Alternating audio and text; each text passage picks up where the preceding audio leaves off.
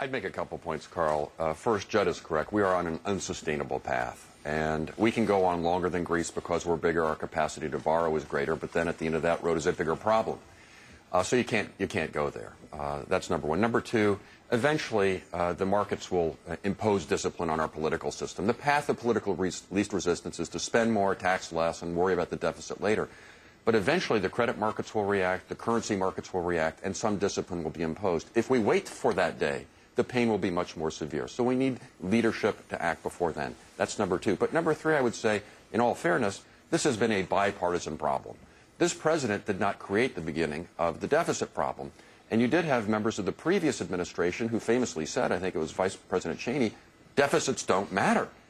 Well, I think we know that that's just not true. So the roots of this problem are on the far right and the far left.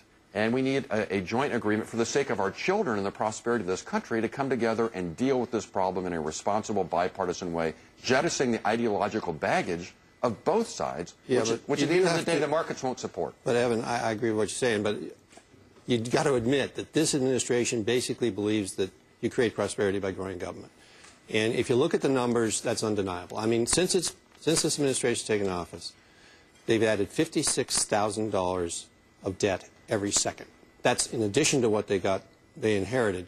That's a higher increase in debt per second than the median income of the American people. Did the Bush administration not inherit a surplus and turn it into the largest deficit in history? That's true, but at the end of the Bush administration, well, we don't want to. There's no point in debating the Bush administration. Let's look prospectively. I mean, my argument would be that by the end of the Bush administration, the deficits were headed down. You were under 3% of GDP as deficits as a percent of GDP, and we were on the right track. Then you had this economic downturn, which was not certainly President Obama's doing, but the reaction to it, in my opinion, was misplaced. The stimulus package was misplaced, and now we're seeing this health care bill, which is going to grow the government by $2.5 trillion on top of a government we can't already afford. I think you and I probably have that's a big problem in the out years. I think you and I probably agree on a lot of this, Judd, which was, look, there was a tremendous downturn. Some things had to be done. I personally would have rather have seen more tax cuts rather than government spending to stimulate the demand and get things going.